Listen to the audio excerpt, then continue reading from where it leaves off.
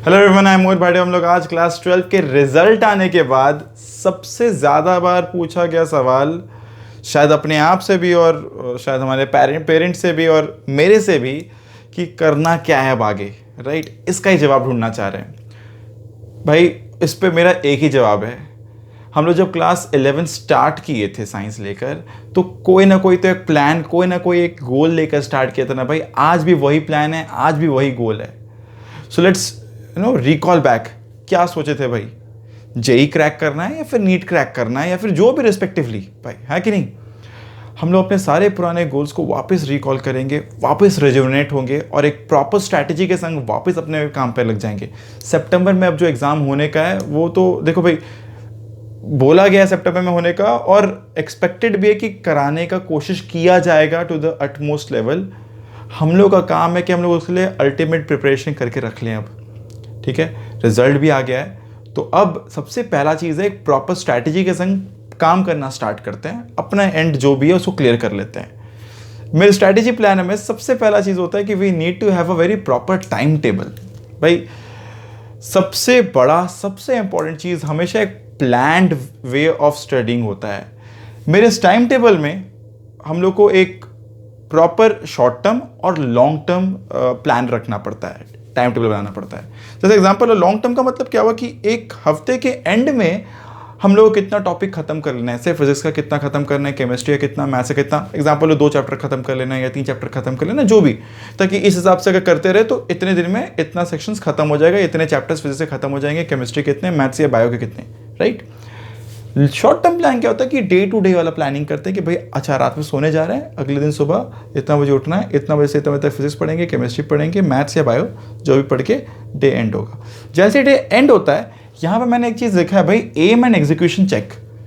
तो भाई अपने एक डायरी बनाओगे, एक डायरी बना लो, ठीक है? उस डायरी में 2 सेगमेंट करो, 1 2 3। उसमें लिख लो भाई कि क्या क्या एम है, और ठीक इस साइड में जगह छोड़ दो, और वहाँ पे रात में जब अगले दिन पूरा दिन बिता लिए, दिन भर जो भी था अपना एम खत्म किए, एक एग्जीक्यूशन चेक कर लो कि क्या हो गया, क्या किए थे, क्या प्लान था, ये हुआ नहीं हुआ, जो वो ईमानदारी से लिख दो। और फिर देखो क्या क्या अचीव हो पाया, नहीं हो पाया, और जब नहीं हो पाया तो क्यों नहीं हो पाया।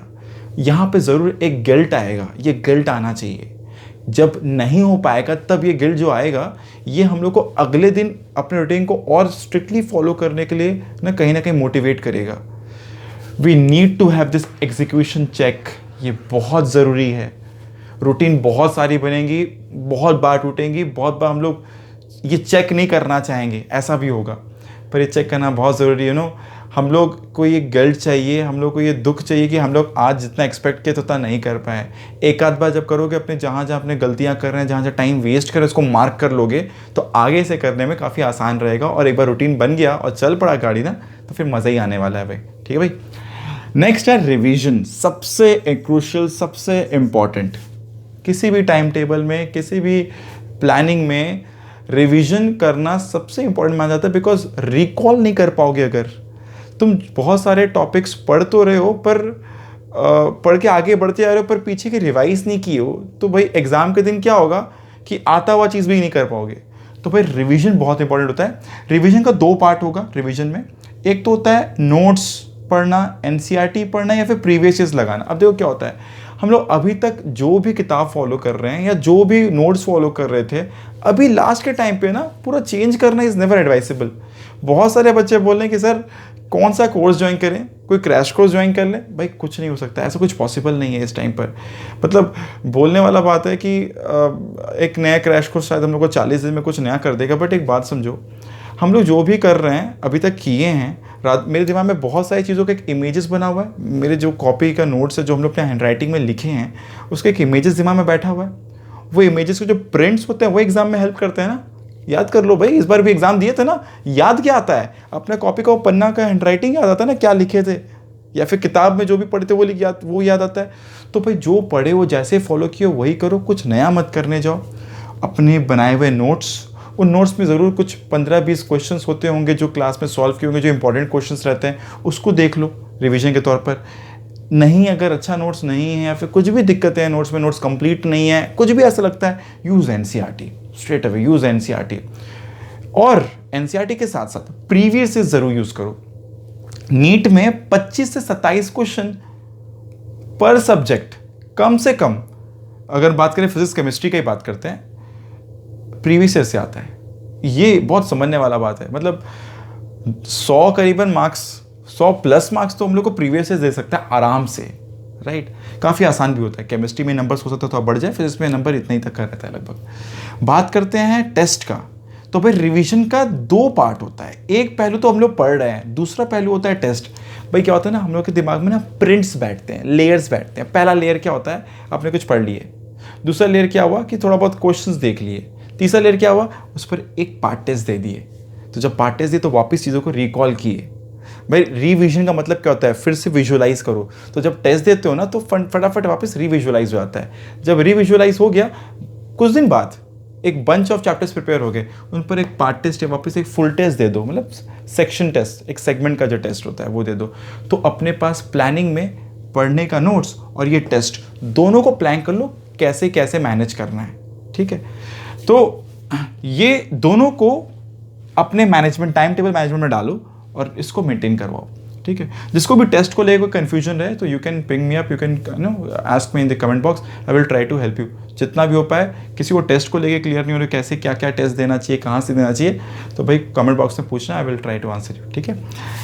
नेक्स्ट है कि third point, selective preparation. Selective preparation का मतलब क्या होता है, हम लोग सारे टॉपिक नहीं पढ़ सकते। बहुत सारे बच्चों को होता है ना कि क्या क्या पढ़ें, कम टाइम है ना, 40-45 दिन का कुछ टाइम बचा हुआ है कि नहीं। अगर आप देखा जाए तो कुछ 40-45 दिन बचे हुए हैं जेई के लिए, थोड़े से ज़्यादा दिन नीट के लिए। अगर एक अप्रॉक्सीमेट 5-6 सितंबर से हम लोग सोच रहे हैं जेई का और 13 सितंबर नीट का, तो कुछ ऐसा दिन बचा हुआ है। तो सारे टॉपिक नहीं पढ़ने भाई। देखो एग्जाम्पल लेते हैं, अगर जेई का बात करें तो कम से कम 180 प्लस का टारगेट रखते हैं, 180 से लेकर 240 तक का टारगेट रखते हैं भाई। 180 प्लस मतलब 99 परसेंटाइल के ऊपर आ गए, 99 परसेंटाइल के ऊपर आ गए, मतलब टॉप 1 परसेंटाइल में हम लोग हैं। टॉप 1 परसेंटाइल में होना मतलब अप्रॉक्सीमेटली 10,000 रैंक के अंदर आना।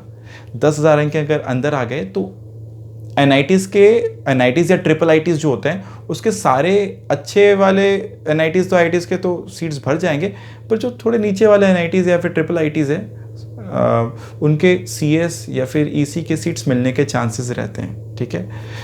एनआईटीज़ का भी बता दूं भाई, एवरेज पैकेज 15 से 20 लाख का रहता है, और उससे ऊपर जो हम लोग 35 से 40 लाख का पैकेज सोचते हैं वो टॉप 5 आईआईटीज़ के ही होते हैं। तो समझो भाई एनआईटीज़ और ट्रिपल आईटीज़ का भी अपना एक अच्छा इंपॉर्टेंस है। रहा बात नीट का, अगर हम लोग नीट के लिए सोचे तो 550 प्लस का हम लोग टारगेट अगर लेके चल रहे हैं तो उसके लिए भी हम लोग कुछ सिलेक्टिव टॉपिक करें और कुछ सिलेक्टिव टॉपिक छोड़ दें तो भी चलेगा। अभी टॉपिक को सिलेक्ट कैसे करना है उस पर नेक्स्ट आ रहा है, ठीक है। तो सिलेक्टिव टॉपिक में सबसे पहला आता है प्रिपेयर योर स्ट्रॉन्ग टॉपिक्स। तो प्रिपेयर योर स्ट्रॉन्ग टॉपिक्स का मतलब क्या हुआ, जो टॉपिक्स हम लोग आज तक करते आए हैं, जो टॉपिक हम लोग आज तक करते आए, एग्जाम्पल लेते हैं काइनेमेटिक्स किसी बच्चे का बहुत स्ट्रॉन्ग है, बहुत काइनेमेटिक्स पढ़ चुके हो, बहुत सारे प्रॉब्लम्स लगाए हुए हो। एग्जाम्पल लेते हैं कि कुछ एक टॉपिक्स हो सकते हैं 11 के, जैसे एसएचएम या फ्लूइड, किसी का कोई इंपॉर्टेंट बहुत बहुत स्ट्रेंथन टॉपिक है, बहुत टाइम दिए थे शायद जब पढ़े थे, तो उन टॉपिक को ज़रूर इंपॉर्टेंस दो, उसको पहले पढ़ लो। पहले क्या पढ़ना है, प्रिपेयर योर स्ट्रॉन्ग टॉपिक, जो पहले से पढ़ के रखे हो, जैसे भी पढ़ के रखे वैसे पढ़ लो, प्रीवियस देख लो, टेस्ट वेस्ट लगा लो, ठीक है। Next, topic that takes less time and have question easy to medium.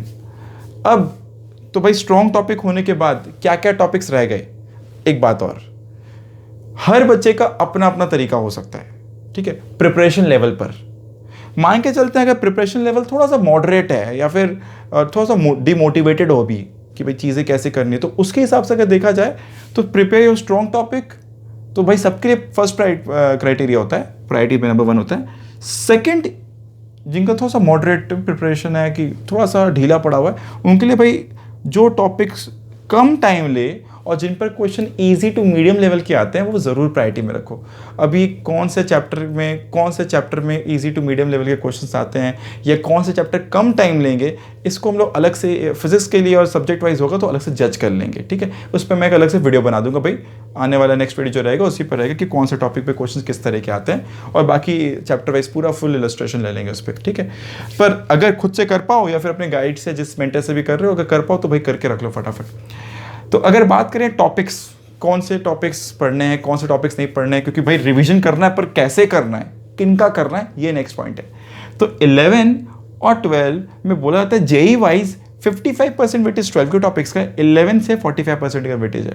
पर 11 के कुछ टॉपिक जो होते हैं वो रिलेटेबल टॉपिक्स कहलाते हैं। कुछ टॉपिक्स हर चैप्टर में होते हैं, हर सब्जेक्ट में होते हैं।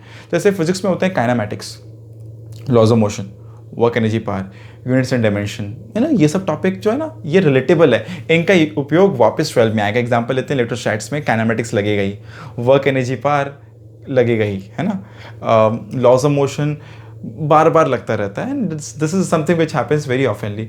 इवन विद केमिस्ट्री, केमिस्ट्री के साथ भी क्या होता है, केमिस्ट्री में जैसे हम लोग बोलते हैं केमिकल बॉन्डिंग जानने लेने में बहुत ज़रूरी है। मोल कंसेप्ट, केमिकल बॉन्डिंग अगर नहीं जानोगे तो आगे चलकर जो पी ब्लॉक होता है, डी ब्लॉक होता है, वो नहीं कर पाओगे ठीक से। वहाँ पे उसका एप्लीकेशन रहता है, कर तो लोगे, दिक्कतें आएंगी। तो इस तरह हर टॉपिक का एक रिलेटेबल टॉपिक होता है, वो 11 के रिलेटेबल टॉपिक बढ़िया से कर लो ताकि 12 में दिक्कतें ना आए। तो रिवीजन में प्रायोरिटी नंबर 1 कंपल्सरी टॉपिक। इसके बाद 12 क्या होता है, मैक्सिमम बच्चे ना बड़े अच्छे से कर चुके होते हैं, तो मैक्सिमम कॉन्फिडेंस रहता है 12 के टॉपिक से पहले से भी। अगर कॉन्फिडेंस है पूरा कर लो, पूरा कर सकते हो। अदरवाइज क्लासिफिकेशन जैसे मैंने बताया ना अभी, क्लासीफाई कर लो, तो ये ईजी टू मीडियम वाले टॉपिक्स को क्लासीफाई करके वहाँ से भी कर लो और यहाँ से भी कर लो, ठीक है ना। पर ये रिलेटेबल टॉपिक वाला सेक्शन ज़रूर कर लो, समय।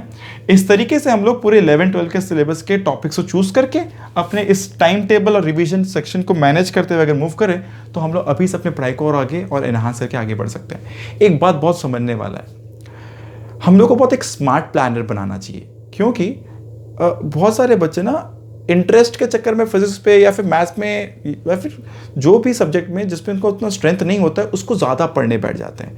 भाई समझो, एग्जांपल लेते हैं, अगर 180 मार्क्स लाना है मेरे को, तो 180 मार्क्स में कितने मार्क्स कहाँ से आए ये मैटर नहीं करता है जेई में अगर बात करें। सिमिलरली नीट का बात करें तो 550 प्लस अगर मार्क्स आ रहा है तो कहाँ से कितना आ रहा है उस पर डिपेंड नहीं करता है। It's all about marks only. Example है, अगर 4 मार्क्स केमिस्ट्री की आए या 4 मार्क्स मैथ्स से आए या 4 मार्क्स फिजिक्स से आए, मार्क्स तो 4 ही है, पर टाइम फिजिक्स और मैथ्स ज़्यादा ले लेता है, केमिस्ट्री कम लेता है। अगर बात करते हैं हम लोग जेई का एग्जांपल लेके। सिमिलरली अगर नीट का बात करें, बायो को तो अलग फ्रेम में रखते हैं, पर केमिस्ट्री फिजिक्स में देखा जाए तो फिजिक्स वापस ज़्यादा टाइम लेता है। तो क्यों ना हम लोग केमिस्ट्री तो ज़्यादा इंपॉर्टेंस दे, ज़्यादा टाइम दे उसको, क्योंकि वहाँ से मार्क्स स्कोर करना ज़्यादा आसान है। इस तरीके से एक स्मार्ट प्लान करके हम लोग केमिस्ट्री को ज़्यादा टाइम देंगे और बाकी सब थोड़ा कम टाइम देंगे, ताकि अपना मार्क्स का जो एक नीड है वो ज़्यादा केमिस्ट्री से फुलफिल हो जाए। एग्जाम्पल लेते हैं, 180 मार्क्स का अगर है तो हम लोग लगभग 80 मार्क्स केमिस्ट्री से अगर एक्सपेक्ट कर लें फॉर जेई, और 60 से फिजिक्स से एंड 40 से मैथ से, या फिर this can be again 60 math से भी अगर से 60 कर लिए, तो this will give you around 200 and we can increase. एक बस एक रफ आइडिया हुआ, हर बच्चे का अपना अपना स्ट्रेंथ होता है ना। पर केमिस्ट्री में 80 मार्क्स उठाने में जो टाइम लगेगा वो काफ़ी कम लगेगा कंपेयर टू फिजिक्स में शायद वो 60 उठाने में जो टाइम लगेगा, right. This is how you can plan your things and you know have a very proper planner of your next 40 days. हम लोग बहुत जल्द बचे हुए जो सब्जेक्ट वाइज जो बात करना है उस पर बात करेंगे। किसी को कुछ भी और डाउट रहे, कुछ भी और स्ट्रैटेजी में और भी कुछ हेल्प लगे, do let me know, comment करना अगर कुछ भी और पूछना हो। Will try to answer them as soon as possible. Keep watching, thank you.